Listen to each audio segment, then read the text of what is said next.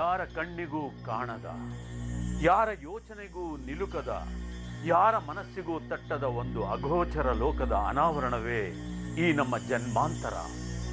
ಜನ್ಮ ಜನ್ಮಗಳ ನಿಗೂಢ ಲೋಕವನ್ನ ಕಣ್ಣು ಮುಂದೆ ತೆರೆದಿಡುವ ಜನ್ಮಾಂತರ ಕಾರ್ಯಕ್ರಮಕ್ಕೆ ನಿಮಗೆಲ್ಲ ಸ್ವಾಗತ, ಸುಸ್ವಾಗತ.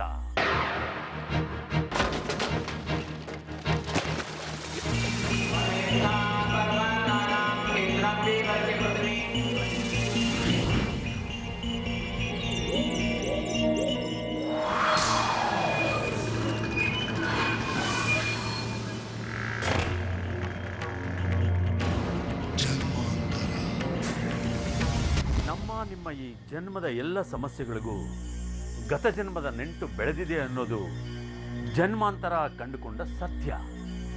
ಆ ಗತ ಜನ್ಮದ ನೆಂಟಿನ ಗಂಟು ಬಿಚ್ಚಿ ಈ ಜನ್ಮದ ಸಮಸ್ಯೆಗಳಿಗೆ ಪರಿಹಾರ ಹುಡುಕೋ ಈ ನಮ್ಮ ಪ್ರಯತ್ನ ನಿರಂತರ. ಬನ್ನಿ ಹಾಗಾದ್ರೆ ಇಂದಿನ ಸಂಚಿಕೆಯ ನಮ್ಮ ಅತಿಥಿ ಯಾರು, ಅವರ ಸಮಸ್ಯೆಗಳೇನು, ಅದಕ್ಕೆ ಕಾರಣ ಏನು ಅನ್ನೋದನ್ನ ನಾವು ನಿಮಗೆ ತೋರಿಸ್ತೀವಿ. ಜನ್ಮಾಂತರದ ಇಂದಿನ ನಮ್ಮ ಅತಿಥಿಯ ಹೆಸರು ರಜನಿ. ಬೆಂಗಳೂರಿನವರಾದ ರಜನಿ ಒಬ್ಬ ವಿದ್ಯಾರ್ಥಿನಿ. ಚಿಕ್ಕ ವಯಸ್ಸಿನಿಂದಲೂ ನಾನಾ ಸಮಸ್ಯೆಗಳಿಂದ ನರಳುತ್ತಿರೋ ರಜನಿ ತನ್ನ ಸಮಸ್ಯೆಗಳ ಪರಿಹಾರಕ್ಕಾಗಿ ಹುಡುಕಿಕೊಂಡಿದ್ದು ಜನ್ಮಾಂತರವನ್ನ. ಬನ್ನಿ ಹಾಗಿದ್ರೆ ರಜನಿಯ ಸಮಸ್ಯೆಗಳೇನು ಅನ್ನೋದನ್ನ ಅವರ ಮಾತಿನಿಂದಲೇ ಕೇಳೋಣ. ಏನೇನು ತೊಂದರೆ ಇದೆ? ನನಗೆ ಗುರುಜಿ ಇದು ಹೆಡ್ಏಕ್ ಜಾಸ್ತಿ ಇದೆ. ಓಕೆ, ಯಾವಾಗಲಿಂದ ಇದೆ ಇದು ಹೆಡ್ಏಕ್? ಆಲ್ಮೋಸ್ಟ್ 8 ಇಯರ್ಸಿಂದ ಇದೆ.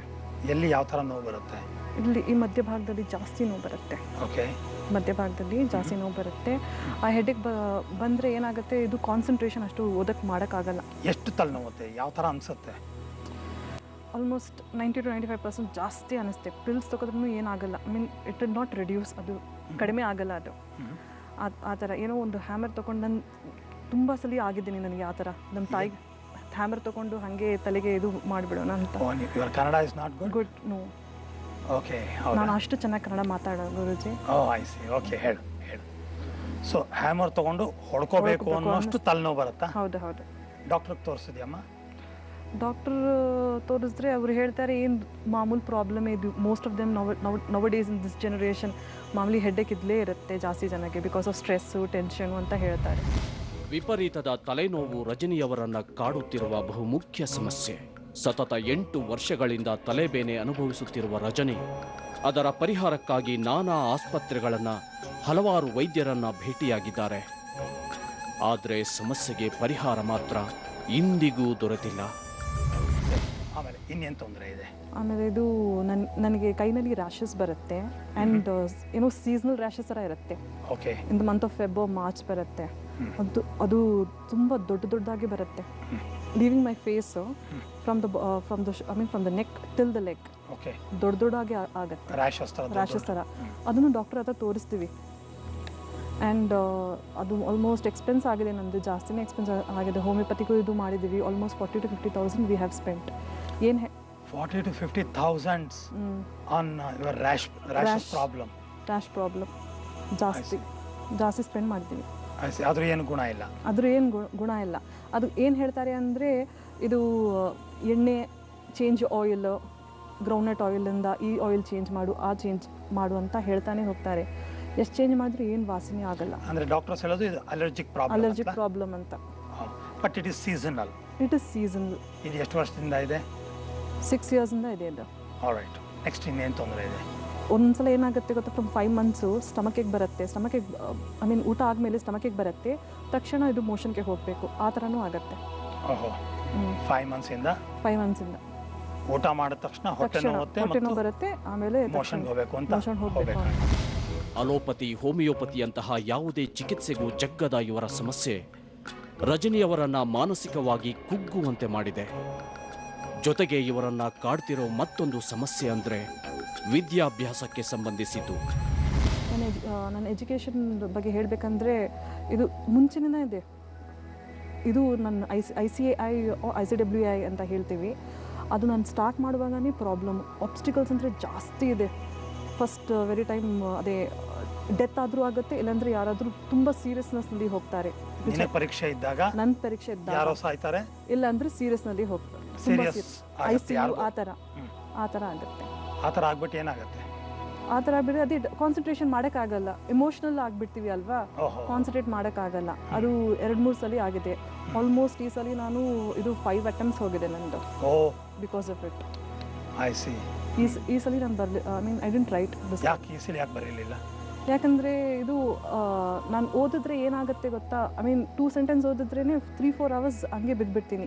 ಹಂಗೆ ಅಂದರೆ I'll sleep for 3-4 hours. 2-3 line ಓದಿದ್ರೆ 2-3 ಗಂಟೆ ಮಲ್ಕೊಂಡ್ಬಿಡ್ತೀಯಾ? ಹಾಂ, 3-4 hours.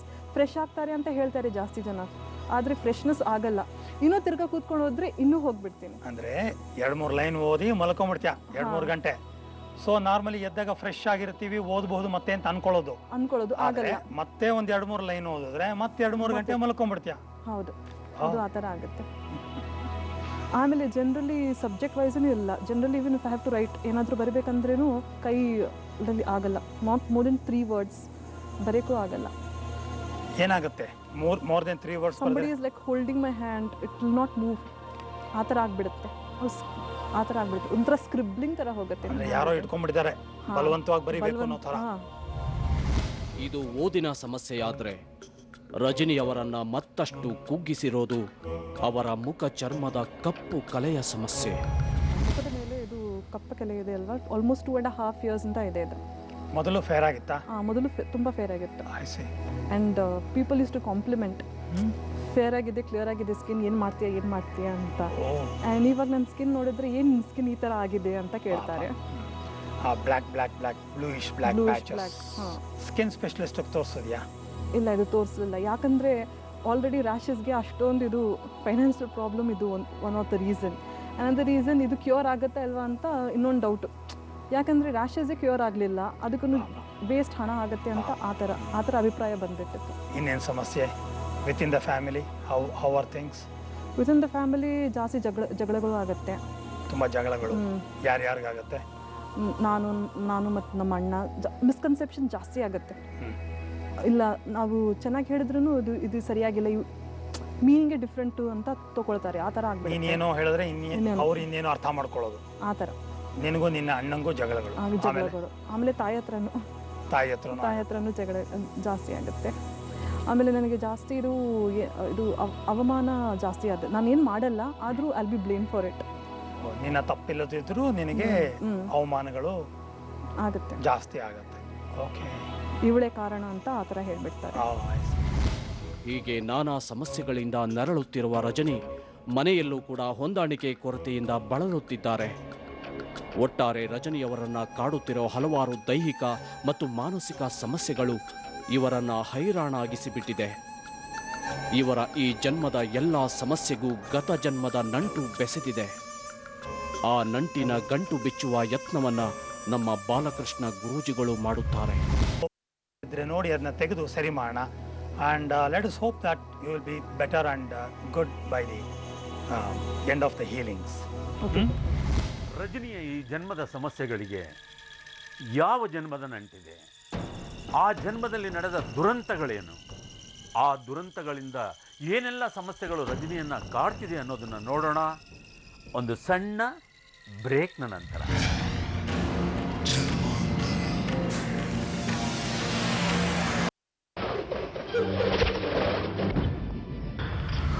ನೀವು ಕುತೂಹಲದಿಂದ ನಿರೀಕ್ಷಿಸ್ತಿರೋ ರಜನಿಯ ಜನ್ಮ ರಹಸ್ಯಗಳನ್ನು ನಿಮ್ಮ ಮುಂದೆ ತೆರೆದಿಡ್ತೀವಿ.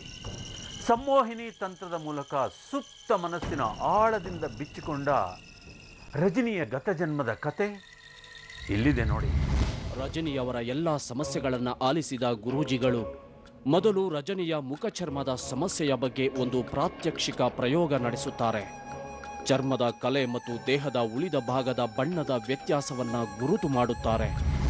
ನೀನು ನೋಡ್ಕೊಂಡಿರೋ ಹಾಗೆ ನಿನ್ನ ಮುಖದಲ್ಲಿ ಪ್ಯಾಚಸ್ ಆಫ್ ಡಾರ್ಕ್ನೆಸ್ ಇದೆ, ಹೌದಾ? ಯಾ. ಸೊ ಅದನ್ನು ನಾವು ಒಂದು ರೆಫರೆನ್ಸ್ ಆಗಿ ತಗೋಬೇಕಾಗತ್ತೆ. ಕಾರಣ ಇಷ್ಟೇ, ಸಾಧಾರಣವಾಗಿ ಪಾಸ್ಟ್ ಲೈಫ್ ಮೆಮೊರೀಸ್, ಸ್ಪಿರಿಟ್ಸ್, ಪ್ರೇತಾತ್ಮಗಳು ಇದ್ದಾಗ ಮುಖ ಕಪ್ಪಾಗುತ್ತೆ. ನಾವು ಬಾಯಲ್ಲಿ ಎಷ್ಟೇ ಹೇಳಿದ್ರೂ ಅದು ಪ್ರಯೋಜನ ಇಲ್ಲ. ಕೋಟ್ಯಾಂತರ ಜನ ನೋಡ್ತಿರ್ತಾರೆ. ಆ ಕೋಟ್ಯಾಂತರ ಜನಕ್ಕೆ ಕನ್ವಿನ್ಸ್ ಆಗಬೇಕಾದ್ರೆ ಹೌದು ಇದು ಒಂದು ವಿದ್ಯೆ, ಮನಸ್ಸಿಗೂ ಒಂದು ಶಕ್ತಿ ಇದೆ, ದೇಹದ ಮೇಲೆ ಹೇಗೆ ಅದರ ರಿಲೆವೆನ್ಸ್ ಇರುತ್ತೆ ಅಂತ ತೋರಿಸ್ಬೇಕಾದ್ರೆ ಒಂದು ಎವಿಡೆನ್ಸ್, ಒಂದು ಪ್ರೂಫ್ ಬೇಕು. ಆ ಕಾರಣಕ್ಕೆ ನಾನು ಕೆಲವು ದೇಹದ ಭಾಗದಲ್ಲಿ ನಾನು ಮಾಡ್ಕೊಂಬಂದಿರೋಂಥ ಒಂದು ಪ್ಯಾಲೆಟ್ಸ್ ಆಫ್ ಡಿಫ್ರೆಂಟ್ ಕಲರ್ಸ್ನ ಇಟ್ಟು ಒಂದು ರೆಫರೆನ್ಸ್ ಮಾರ್ಕ್ ಮಾಡ್ಕೊಳ್ಳೋಣ. ಹೀಲಿಂಗ್ ಎಲ್ಲ ಆದಮೇಲೆ ಅದೇ ಸ್ಪಾಟ್ಸ್, ಅದೇ ಜಾಗದಲ್ಲಿ ಮತ್ತೆ ಯಾವ ಕಲರ್ ಮ್ಯಾಚ್ ಆಗುತ್ತೆ ಅಂತ ಆ ಪ್ಯಾಲೆಟ್ನ ಚೆಕ್ ಮಾಡಿ ಎಷ್ಟು ಫೇರ್ನೆಸ್ ಅಥವಾ ಎಷ್ಟು ಡಾರ್ಕ್ನೆಸ್ ಮುಖದಿಂದ ಹೋಗಿದೆ ಅಂತ ನಾವು ವೆರಿಫೈ ಮಾಡಿದಾಗ ಸೋ ಕಾಲ್ಡ್ ಸೈಂಟಿಫಿಕಲಿ ಪ್ರೂವ್ ಮಾಡಿದಾಗ ಆಗುತ್ತೆ. This will convince many people who don't believe in their own mind. ಅದಕ್ಕೋಸ್ಕರ ಇದು ಮಾಡಬೇಕಾಗಿದೆ, ದಯವಿಟ್ಟು ಕ್ಷಮಿಸಮ್ಮ. This is one reference. Alright, natural ಆಗಿರುವಂತಹ ನಿನ್ನ ಕೈ, ತೋಳು ಮತ್ತು ಕೈ ಅದು ನ್ಯಾಚುರಲ್ ಕಲರೇ ಇದೆ, ಹಾಗಾಗಿ ಅದಕ್ಕೊಂದು ರೆಫರೆನ್ಸ್ ನಾವು ತಗೊಳ್ಳೋಣ.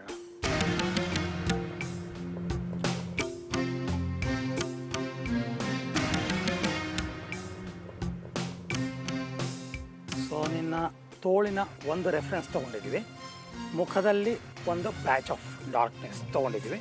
ಹೀಲಿಂಗ್ ಆದಮೇಲೆ ನಿನ್ನ ಮುಖದಲ್ಲಿರುವ ಪ್ಯಾಚಸ್ ಹೋಗಿ ಹೆಚ್ಚು ಕಡಿಮೆ ವೆರಿ ಕ್ಲೋಸ್ ಟು ನಿನ್ನ ತೋಳು ಏನಿದೆಯೋ ಆ ಕಲರ್ ಬರಬೇಕು. ಆ್ಯಂಡ್ ಈ ಥರ ಬರುತ್ತೆ, ಅದಕ್ಕೆ ಒಂದು ಎವಿಡೆನ್ಸ್ ಥರ. Good good. ಹೀಗೆ ರಜನಿಯ ಮುಖದಲ್ಲಿನ ಕಲೆ ಹಾಗೂ ದೇಹದ ಬಣ್ಣದ ಮಾದರಿಯನ್ನ ದಾಖಲಿಸಿಕೊಂಡ ಗುರೂಜಿಗಳು ನಂತರ ಆಕೆಯನ್ನ ಸಂಮೋಹಿನಿ ತಂತ್ರದ ಮೂಲಕ ಮನೋಯಾನಕ್ಕೆ ಅಣಿಗೊಳಿಸುತ್ತಾರೆ. ನಾನೀಗ 3ರಿಂದ 0 ಎಣಿಸ್ತೀನಿ. ಆಗ ರಜನಿ ನಿನ್ನ ಮನಸ್ಸು ಆ ಒಂದು ಜನ್ಮ, ಈ ಜನ್ಮದ ನಿನ್ನ ಮುಖದ ಮೇಲಿರುವಂತಹ ಡಾರ್ಕ್ನೆಸ್, ಪ್ಯಾಚಸ್ ಆಫ್ ಸ್ಕಿನ್ ಮತ್ತು ಇತರ ಸಮಸ್ಯೆಗಳಿಗೆ ಕಾರಣ ಆಗಿರುತ್ತೆ. ಅಲ್ಲಿ ನಿಂತು ನೀನು ಎಸ್ ಅಂತೀಯ. 3, 2, 1, 0 ಗುಡ್. ನಿಧಾನವಾಗಿ ನಡೀತಾ ನಡೀತಾ ನಡೀತಿರುವಂತಹ ಸ್ಥಳ ಹೇಗಿದೆ ನೋಡ್ತಾ ಹೇಳು. ಮಣ್ಣಿದೆ, ಮಣ್ಣಾಗಿದೆ. Very good. ಹಾಗೆ ನಡೀತಾ ನಡೀತಾ ನಿನ್ನ ಪಾದಗಳಿಗೆ ಏನು ಹಾಕ್ಕೊಂಡಿದ್ಯಾ ಅಂತ ನೋಡಿ ಹೇಳು. ಬೇರ್ ಫುಟ್ ಇದೆ, ಕಾಲ್ಗೆ ಚೈನ್ ಇದೆ. ಬೇರ್ ಫುಟೆಡ್, ಲೆಗ್ ಚೈನ್ ಇದೆ. ಕಾಲುಗಳಿಗೆ leg chain. Good, very good. ಹಾಗೆ ನೋಡ್ತಾ ನಡೀತಿರುವಂತಹ ಸ್ಥಳ ಯಾವ ಥರ ಇದೆ ಅಂತ ನೋಡಿ ಹೇಳು. ಮಣ್ಣು ಡ್ರೈ ಗ್ರಾಸು. ಹಾಗೆ ನೋಡ್ತಾ ಯಾರ್ಯಾರಿದ್ದಾರೆ ನೋಡ್ತಾ ಹೇಳು. ಅಜ್ಜಿ ಅಜ್ಜ ಅದು ರೂಮ್ ಇದೆ. ರೈಟ್. ಗತ ಜನ್ಮದಲ್ಲಿ ಒಂದು ಮಧ್ಯಮ ವರ್ಗದ ಕುಟುಂಬದಲ್ಲಿ ಹುಟ್ಟಿ ಬೆಳೆದ ರಜನಿ ಅನುಕೂಲಸ್ಥ ಕುಟುಂಬದ ಸೊಸೆಯಾಗಿ ಹೋಗ್ತಾಳೆ. ಅಲ್ಲಿ ನಡೆದ ಅವಳ ಬದುಕಿನ ದುರಂತ ಈ ಜನ್ಮದ ಯಾವ ಸಮಸ್ಯೆಗೆ ಕಾರಣವಾಗಿದೆಯೋ ನೀವೇ ನೋಡಿ. ಏನ್ ಮಾಡ್ತಾ ಇದೀಯಾ? ಮಾತಾಡ್ತಾ ಇದ್ದೀನಿ. ಯಾರ್ಯಾರಿದ್ದಾರೆ? ನನ್ನ ಗಂಡ ಇದ್ದಾನೆ. ಗಂಡ ಇದ್ದಾನ? ನನಗೆ ಊಟ ತಗೊಂಡು ಬಂದಿದ್ದಾರೆ. ನಿನಗೆ ಊಟ ತಂದಿದಾರಾ? ಯಾರು ತಂದಿರೋದು? ನನ್ನ ಗಂಡನೇ.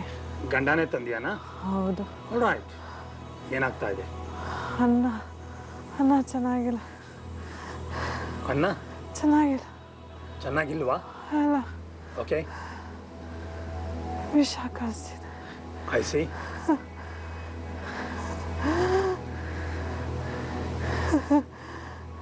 ಬೇಡ ಅಂತೀನಿ. Is forcing me.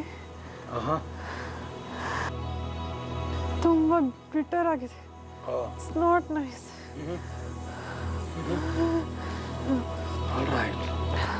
ನೆಲದ ಮೇಲೆ ಗೋಡೆ ಹತ್ರ ಹಂಗೆ ಕೂತ್ಕೊಂಡಿದ್ದೆ. ಆಲ್ರೈಟ್. ಗೋಡೆ ಮೇಲೆ ಹೊರ್ಕೊಂಡು ನೆಲದ ಮೇಲೆ ಕೂತ್ಕೊಂಡಿದ್ಯಾ? ಹೌದು. I C. ದೇಹ ನೋಡ್ತಾ ಇನ್ನೇನೇನು ವ್ಯತ್ಯಾಸಗಳು ಕಾಣಿಸ್ತಾ ಇದೆ? ವಿಷ ತಿಂದ ಮೇಲೆ ಬ್ಲೂ ಕಲರ್ ಆಗಿದೆ ಮುಖ. ಮುಖ ಬ್ಲೂ ಆಗಿದೆಯಾ? ಮುಖ, ನೆಕ್ ಕುತ್ತಿಗೆ ವರೆಗೂ ಬಂದಿದೆ ಬ್ಲೂಯಿಶ್ ಕಲರ್.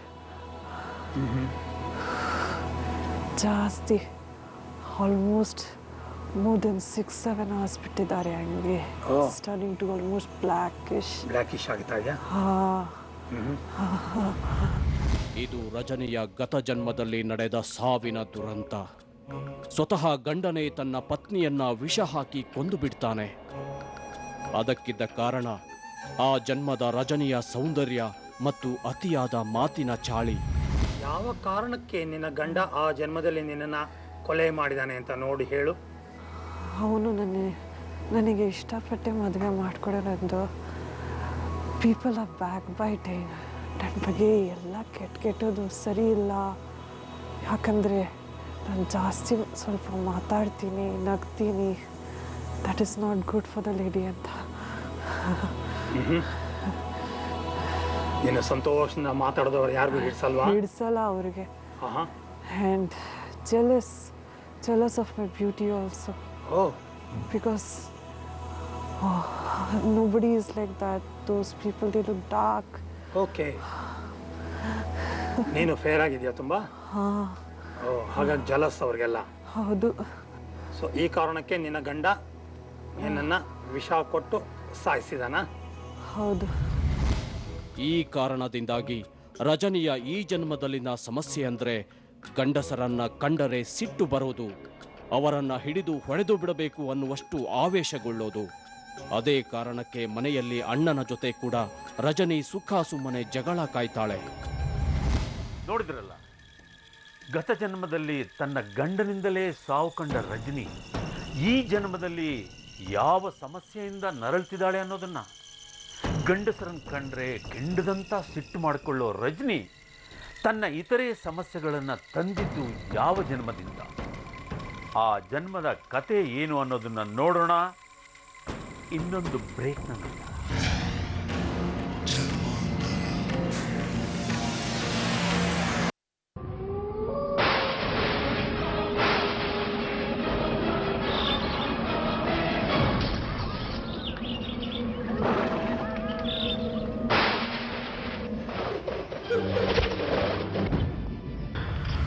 ವಿಜ್ಞಾನ ತಂತ್ರಜ್ಞಾನಕ್ಕೂ ನಿಲುಕದಂತಹ ಗತಜನ್ಮಗಳ ನಂಟನ ಬಿಚ್ಚಿಡೋ ಕಾರ್ಯಕ್ರಮವೇ ಈ ಜನ್ಮಾಂತರ. ಇಲ್ಲಿ ಬಿಚ್ಚಿಕೊಳ್ಳೋ ಜನ್ಮಗಳ ಕತೆ ಈ ಜನ್ಮದ ನಾನಾ ಸಮಸ್ಯೆಗಳಿಗೆ ಕಾರಣವಾಗಿರುತ್ತವೆ. ಆ ಸಮಸ್ಯೆಗೆ ಪರಿಹಾರ ನಮ್ಮ ಜನ್ಮಾಂತರದಲ್ಲಿದೆ. ಆ ಪರಿಹಾರ ಏನು ಅನ್ನೋದನ್ನ ನೀವೇ ನೋಡಿ. ಈ ಜನ್ಮದ ನಿನ್ನ ತಲೆನೋವು, ಕಣ್ಣಿನ ಸಮಸ್ಯೆ, ಇತರ ಸಮಸ್ಯೆಗಳಿಗೆ ಕಾರಣವಾಗಿರುವಂತಹ ನಿನ್ನ ಯಾವುದಾದರೂ ಹಿಂದಿನ ಜನ್ಮ ಇದ್ದರೆ ಎಸ್ ಅನ್ನು 3, 2, 1, 0 ಗೋ. ಎಸ್.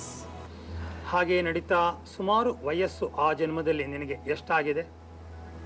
26. ಸತ್ತ ದೇಹವನ್ನು ನೋಡ್ತಾ ಹೇಗಿದೆ ಆ ದೇಹ ನೋಡಿ ಹೇಳು. ದೇಹ ಕೆಳಗೆ ಬಿದ್ದಿದೆ. ದೇಹ ಕೆಳಗೆ ಬಿದ್ದಿದೆ. ಯಾವ ಥರ ಬಿದ್ದಿದೆ ನೋಡಿ ಹೇಳು. One sided sleeping. ಎಲ್ಲಿಗೆ ಏಟ್ ಬಿತ್ತು? ಆ ಥರ ಸಾಯೋದಕ್ಕೆ ಏನಾಯ್ತು ಆ ಸಣ್ಣ ವಯಸ್ಸಲ್ಲಿ? ತಲೆಗೆ ಏಟ್ ಬಿದ್ದಿದೆ.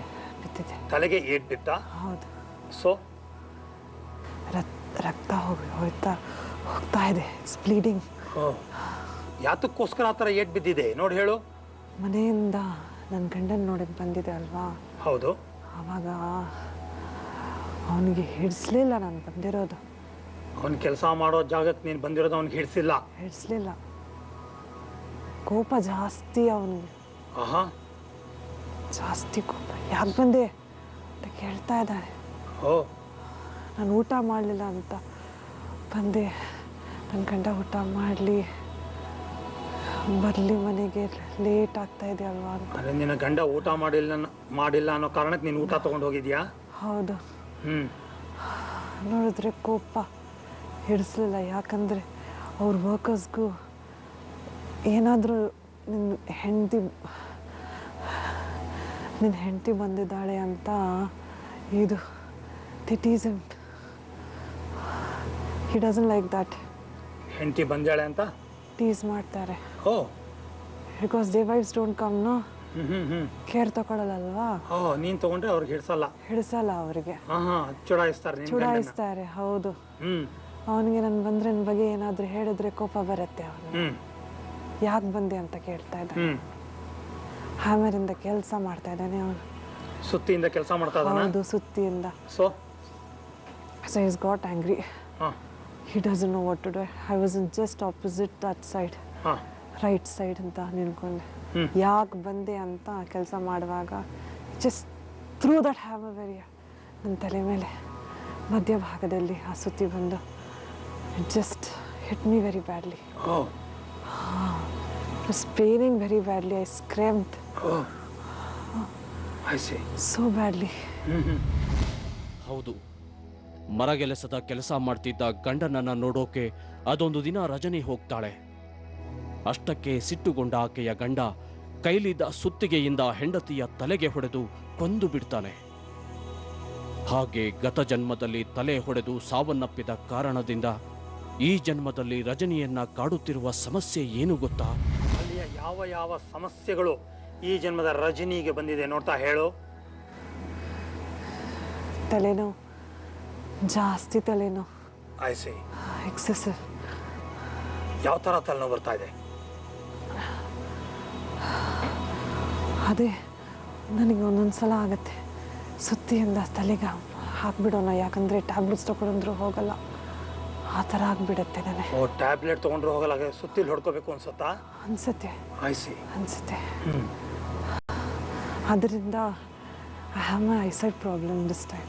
ಓ, ತಲೆಗೆ ಪೆಟ್ಟು ಬಿದ್ದು ಐಸೈಟ್ ಪ್ರಾಬ್ಲಮ್. ಐಸೈಟ್ ಪ್ರಾಬ್ಲಮ್ ಬಂದಿದ್ಯಾ? ಇವಾಗ ಇವು ಗತ ಜನ್ಮದ ದುರಂತ ಸಾವಿನಿಂದ ಈ ಜನ್ಮದಲ್ಲಿ ಅನುಭವಿಸ್ತಿರೋ ರಜನಿಯ ಸಮಸ್ಯೆಗಳು.